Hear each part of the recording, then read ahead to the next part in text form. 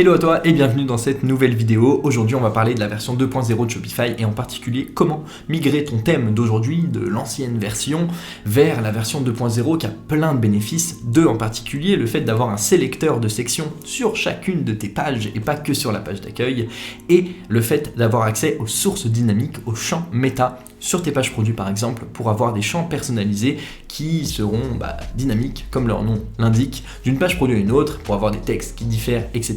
Et c'est pas possible avec la version de ton thème actuel, mais il est possible de le migrer. Tu as plusieurs méthodes pour migrer ton thème. Tu peux suivre les tutos de Johnny Walker sur Facebook ou sur YouTube qui va t'expliquer en anglais comment le faire, ou alors tu peux t'asseoir confortablement dans ta chaise, prendre une petite pinte de café, la mienne est vide, et regarder les tutos de Thomas Giraud qui va t'expliquer comment le faire de A à Z. Évidemment, on va s'appuyer sur l'article en anglais de Shopify et on va dégrossir tout ça ensemble. C'est faisable et ça te concerne si tu as un thème ou un ancien thème sur Shopify, à savoir Brooklyn, tous les thèmes gratuits, début, etc. Si tu utilises même des thèmes payants, Motion, etc. Nous, on l'a déjà fait sur le thème Full Stack, tu peux d'ailleurs le tester juste en dessous de cette vidéo complètement gratuitement. Et aujourd'hui, on va transférer le thème Brooklyn, qui est disponible sur Shopify, vers la version 2.0 pour avoir notre sélecteur de sections partout, etc. Et on va passer par tout ce process ensemble. Tu vas pouvoir me suivre ou tu pourras également télécharger le code qu'on va construire ensemble, l'export de notre thème Brooklyn modifié avec et adapté à la version 2.0 de Shopify, juste en dessous dans la description de cette vidéo. On y va ? C'est parti.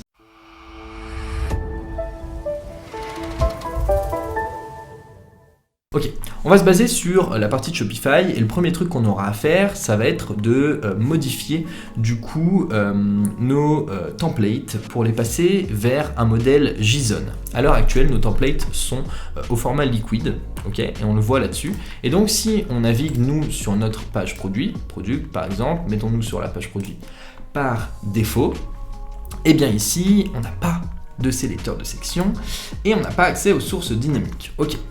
Eh bien, commençons directement. Et pour ce faire, on va prendre notre fichier product et on va le supprimer. Ok. On va en ajouter un nouveau. Et on va devoir répéter ça aussi au fur et à mesure sur tous nos modèles, mais on va commencer là-dessus. Product. Créons un modèle de product.json. Ici, on va pouvoir aller tout en bas, qui part dans ce truc, et on va récupérer tout ça. Voilà. Product.json, on va mettre ce code-là. Qu'est-ce qu'il nous dit ? Maintenant, on est sur un modèle de JSON, c'est un autre langage, etc. Ça peut paraître un petit peu bizarre. C'est un langage que tu retrouves dans tes sections, qui permet de définir tes schémas et les choses qui sont disponibles à droite, là, dans ton interface de personnalisation, qui sont généralement tout en bas. C'est pas très compréhensible, mais à la limite, on s'en fout, parce qu'on va le créer ensemble. Donc là, on a bien le name de product, qui est notre template de page, qui appelle la section product template, et le main, c'est notre product template, et après, au fur et à mesure, on aura notre sélecteur de section. Si on fait enregistrer, qu'on actualise ici, qu'est-ce qui se passe ? Eh bien, on a exactement la même mise en page, mais en plus de ça, on a notre sélecteur de section dans laquelle on va pouvoir ajouter une collection en vedette, un produit en vedette, des logos de paiement. D'ailleurs, sur la chaîne YouTube, je te partage plein de petites sections que tu peux créer, que tu pourras retrouver évidemment aussi dans ce sélecteur de section. Et là, voilà. On est passé vers la partie 2.0. Tu peux ajouter des sections par défaut en disant par exemple ici reco et en disant en gardant la même structure et en disant qu'on appelle la section de type. Et là, il faudra mettre le nom de ta section, donc product recommandation. Est-ce que ça s'écrit bien de la même façon ? Product recommand. Ah, c'est un E. Il va falloir faire gaffe. Ok. Product does not refer to an existing file. Donc là, il nous dit product recommandation. Il y a un S. Pardon. J'enregistre. Ok. Et maintenant, il faut que je le mette dans l'ordre. Et là, je vais mettre une virgule et je vais mettre reco. Ok. Et là, maintenant, si j'actualise, on va avoir une deuxième section par défaut qui sera affichée ici, qui sera notre section product recommandation. Ok. Elle est ici. Maintenant, il va y avoir un petit problème, sache-le, c'est que toutes les sections que tu vas ajouter ici, images avec texte par exemple, seront disponibles sur tous les modèles et sur toutes les versions de tes pages produits. C'est-à-dire que si tu la définis ici, tu mets une image n'importe laquelle, hop, c'est une image que j'ai en stock, mais bon, on s'en fout, c'est juste pour tester. Et qu'on se balade, nous, directement dans notre partie catalogue, et qu'on va voir, par exemple, sur un autre produit, je sais plus sur lequel on était, mais je pense que c'est un autre produit, eh bien, on va l'avoir aussi.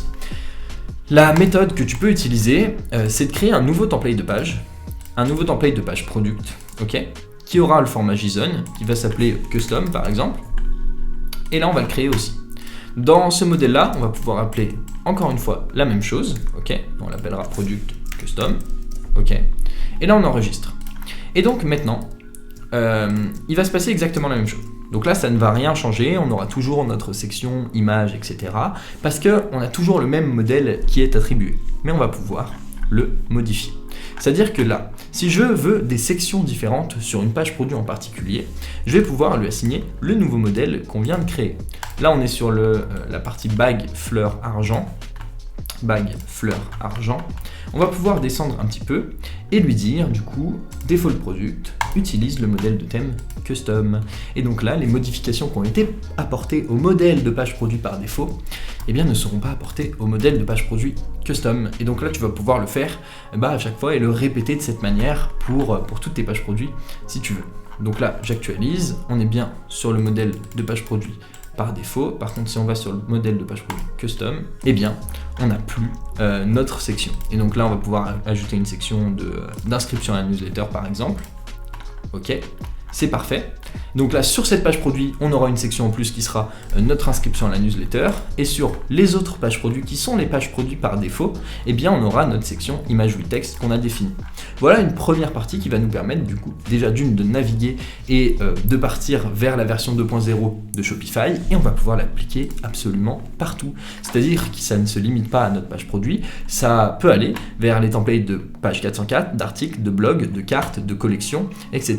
Et on va devoir à chaque fois répéter le même processus. Attention, j'emblons un petit peu plus en détail par exemple dans notre partie page.liquid. Dans notre partie page.liquid, il y a du code. Si on le supprime, ce code, eh bien, il ne sera plus disponible dans nos parties pages. Par exemple, si on va sur nos pages ici et qu'on va sur full width, qui doit être la page par défaut, eh bien, déjà, on va créer une page. Dans l'ordre. Thomas, calme-toi, tu parles vite, doucement. Créons une page. On va créer une page, page par défaut. Ok. On va choisir notre modèle de page full width, par exemple.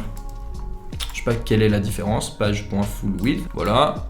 On peut même prendre le modèle de page par défaut sans s'en occuper. Ok. Donc là, on va actualiser, on y va tranquille, step by step. Si je te perds, si je vais trop vite, dis-le moi. je ralentirai sur les prochaines vidéos. On va aller dans notre page. Là maintenant, on va prendre la page par défaut, celle qu'on vient de créer. Pour être sûr que c'est celle qu'on vient de créer, on met un S à défaut et on actualise pour voir si défaut prend un F, un S. Ok, nickel. On n'a pas de sélecteur de section ici, malheureusement. Par contre, ici, on a du code là-dedans qui va récupérer le titre de cette page et afficher le content. Le content, c'est ce que tu peux définir ici. Ok ? Si j'enregistre et que j'actualise là, techniquement, on a un peu le contenu qu'on va écrire en dessous qui va s'afficher sur notre page. Tu connais les modèles de page par défaut. J'actualise encore, ça n'a pas dû se mettre à jour. Est-ce que j'ai bien enregistré ? Non. Très bizarre. Bref, t'as capté. Bon, allez, on va aller jusqu'au bout. On n'est pas pressé. Ok, non, là c'est bien enregistré et c'est bon. On a notre contenu qui est là. Ça, tu sais faire. C'est quelque chose que tu as déjà mis en place, tu sais créer une page, etc. Maintenant, transférons-la vers la version 2.0. Ce qu'il va falloir faire, c'est prendre ce code et le mettre dans une section pour ne surtout pas le perdre. Et donc, on va créer une section page content. Ok. Dans page content, on va mettre ça. Jusqu'ici, ça va. Du coup ici, on va supprimer notre partie page.liquid parce qu'on va devoir passer sur un modèle JSON. Donc, nouveau template, template de page, page.défaut, modèle JSON. On va récupérer le code qu'on a mis et qu'on a mis sur notre partie produit. Et donc là, on va appeler page, la section page content, qui sera notre section de base sur nos pages. Okay, on vire notre product recommandation parce que c'est pas de la partie produit. On appelle le main en particulier. Et ici, on va actualiser. Techniquement, on aura le même résultat. Cependant, encore une fois, on aura accès aux sources dynamiques et un sélecteur de section sur notre page par défaut. On va pouvoir ajouter maintenant du coup autant de sections qu'on veut, comme si c'était une page d'accueil. Donc un article de blog par exemple, etc. Et encore une fois aussi des sections que je te partage, des autres sections que je te partage sur la chaîne YouTube. Encore une fois pareil, si tu crées plusieurs pages qui s'appuient sur le même modèle, ces pages auront les mêmes sections qui seront appelées.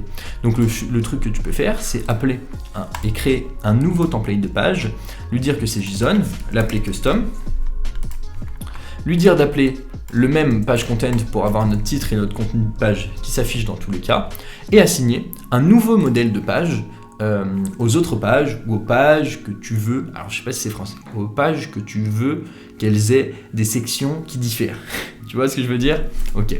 Je vais exporter ce thème, je te le rends téléchargeable juste en dessous de cette vidéo, premier lien, tu pourras le télécharger et du coup avoir accès au petit boulot qu'on vient de faire ensemble pour donner une plus grosse vue d'ensemble. C'est quelque chose que tu peux évidemment appliquer sur tes thèmes, sur tous tes thèmes que tu utilisais jusqu'à présent et qui ne sont pas adaptés à la version 2.0 de Shopify. Fais-le sur les pages qui ont de l'intérêt, fais-le pas sur toutes les pages, surtout celles que tu n'utilises pas. Par contre, sur les pages produits et les templates de pages par exemple, ça peut être très utile pour toi pour la suite et c'est quelque chose qui était demandé depuis des années, je le sais, sur Shopify. Donc j'espère que ce tuto t'a plu. Je te laisse l'appliquer de ton côté et n'hésite pas à me dire si tu as des problèmes dans les commentaires liés à cette vidéo. Sinon on se retrouve dans une prochaine. À très bientôt, à toutes, c'était Thomas.